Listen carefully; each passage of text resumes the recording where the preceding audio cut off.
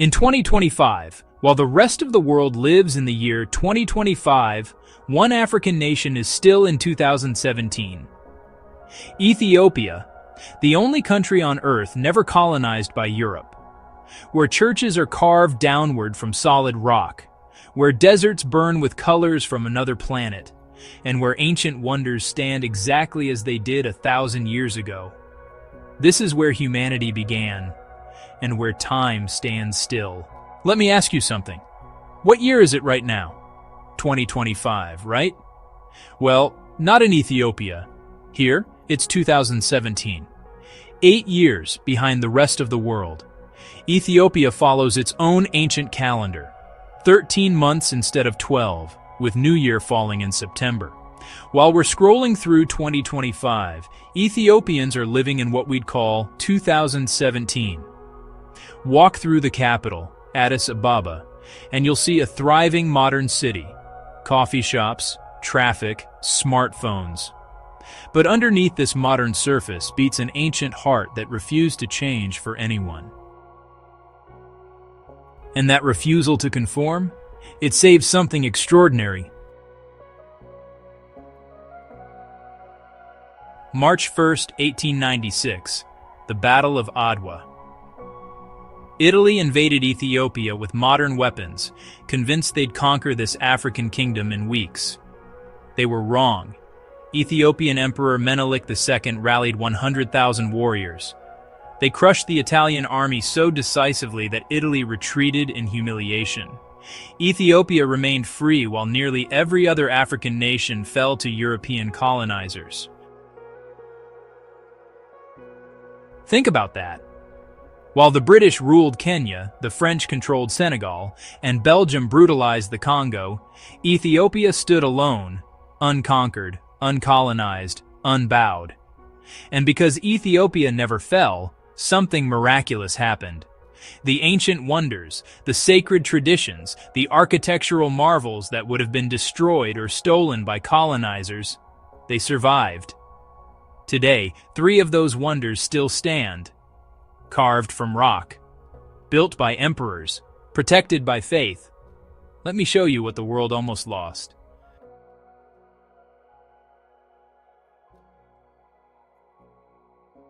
Lalibela, the Jerusalem of Africa. 11 churches carved entirely from solid volcanic rock in the 12th century. But here's what makes this impossible. These aren't buildings constructed upward with blocks and mortar. They're carved downward. Imagine taking a single mountain of stone and chiseling away everything that isn't a cathedral. Walls, windows, pillars, altars, all carved from one continuous piece of rock.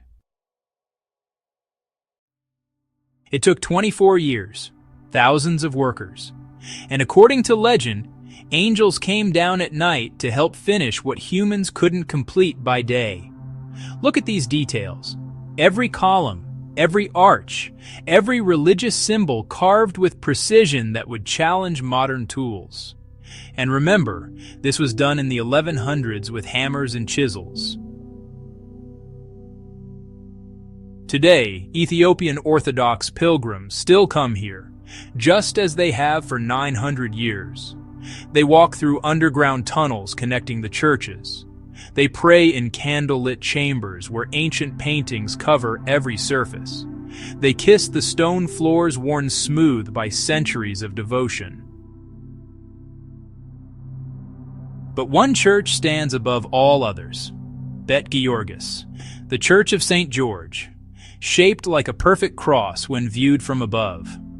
40 feet deep into the earth, cut so precisely that its walls are perfectly vertical, its corners exactly 90 degrees.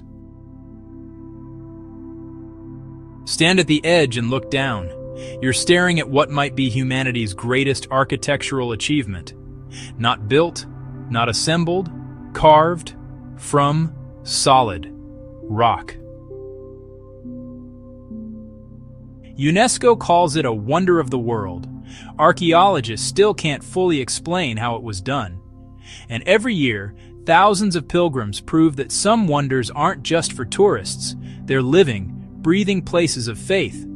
But if carving churches from rock seems extreme, wait until you see where Ethiopian emperors built their castles.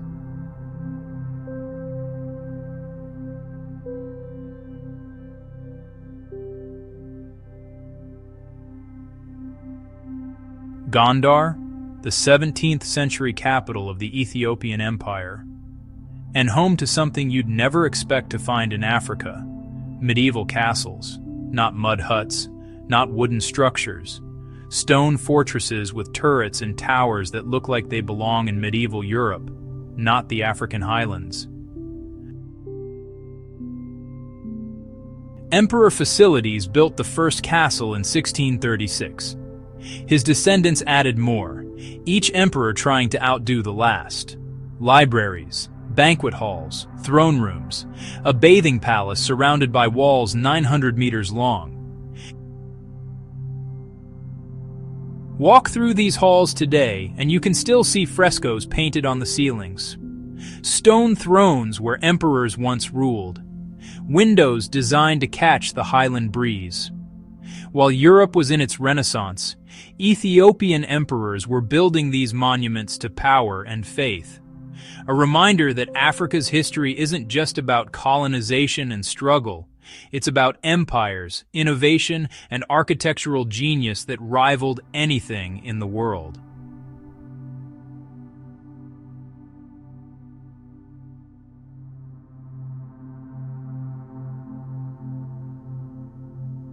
Axum, the ancient capital of an empire that once rivaled Rome, and home to mysteries that still puzzle archaeologists today.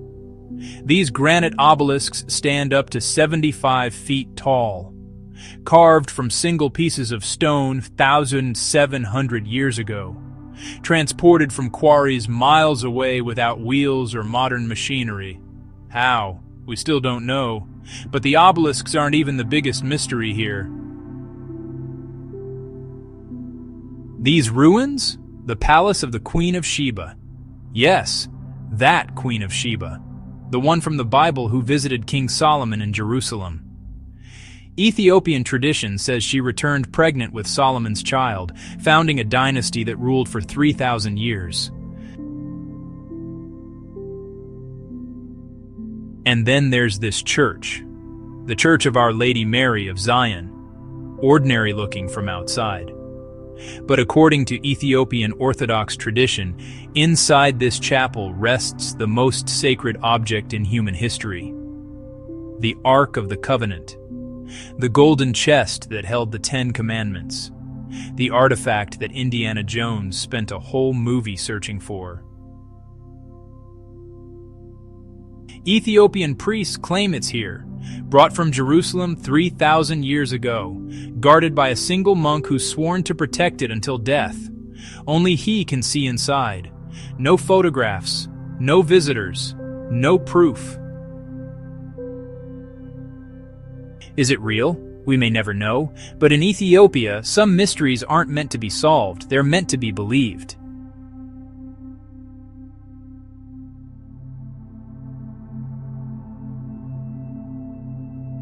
At dawn, the Erta Mountains rise like stone cathedrals, Tigray's towers catching first light.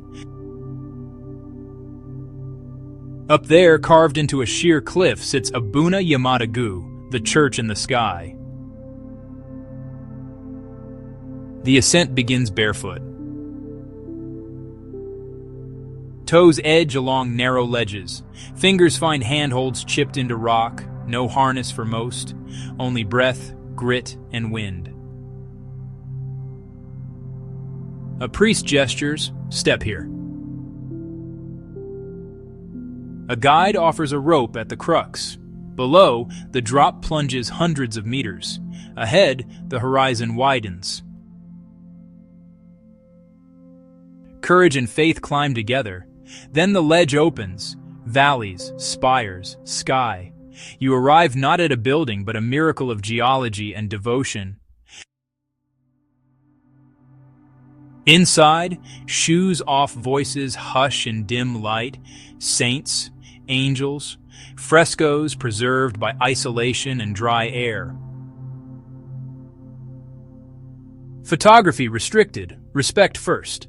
Here, faith is carved into the mountain. And from this quiet height, we turn toward nature's extremes, where the earth itself becomes the story. Forget everything you've seen so far, because nothing prepares you for this. The Danakil Depression, the hottest place on Earth. Average temperature? 94 degrees Fahrenheit. Year-round. In summer, it hits 120, but the heat isn't what makes this place extraordinary. Look at these colors: electric yellow sulfur pools, orange and red salt formations, green acidic lakes. This doesn't look like Earth, it looks like another planet. And NASA agrees. They actually study the Danakil Depression to understand what Mars might look like. The extreme conditions, the mineral formations, the way life somehow survives here. It's the closest thing we have to an alien world. And then there's Erta, one of only 6 permanent lava lakes on Earth. A volcano that's been erupting continuously since 1906. At night, the lava glows orange against the black sky like a window into the planet's core. Somehow, people work here. Afar tribesmen mine salt in 120-degree heat, just as their ancestors have for centuries. They cut blocks from the salt flats, load them on camels, and trek to markets days away. It's beautiful, it's brutal, it's proof that Earth still has places that feel undiscovered.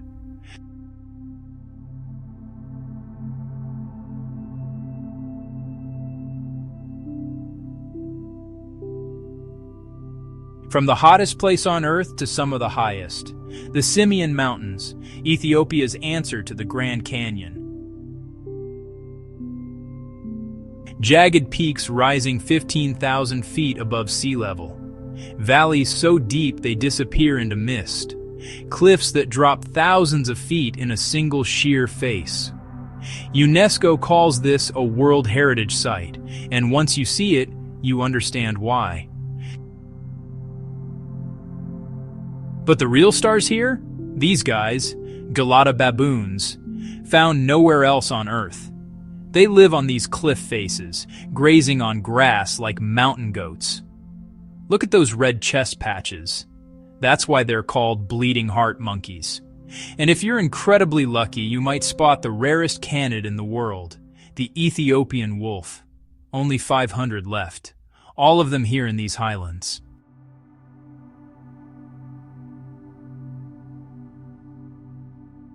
The Simien Mountains prove that Ethiopia isn't just about ancient history. It's about landscapes so dramatic, wildlife so unique, that nature itself seems to have saved its best work for this corner of Africa.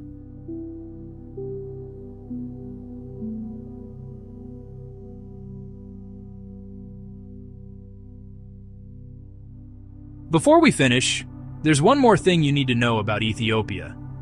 That morning coffee you can't live without? It started here.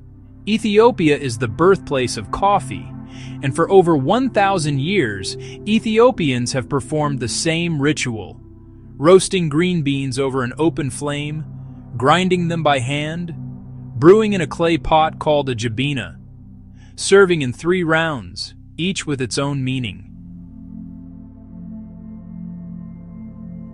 This isn't Starbucks. This isn't about caffeine, it's about community, about taking time, about honoring a tradition that's been passed down for a millennium. In our rush world, maybe that's the real Ethiopian wonder, knowing that some things are worth slowing down for.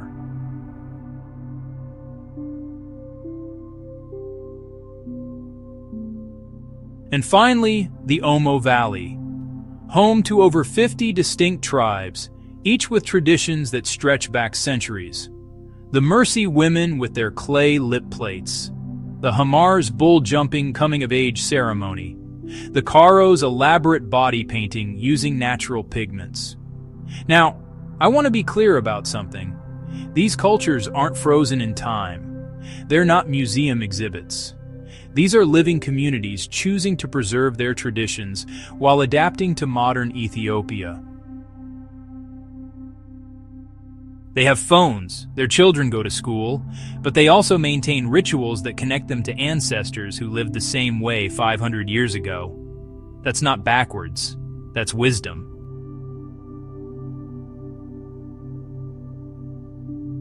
Ethiopia, where churches defy gravity, where deserts glow like alien worlds, where time moves to its own ancient rhythm. This is the land that was never conquered, the wonders that never forgot, the traditions that never died. What will you discover here?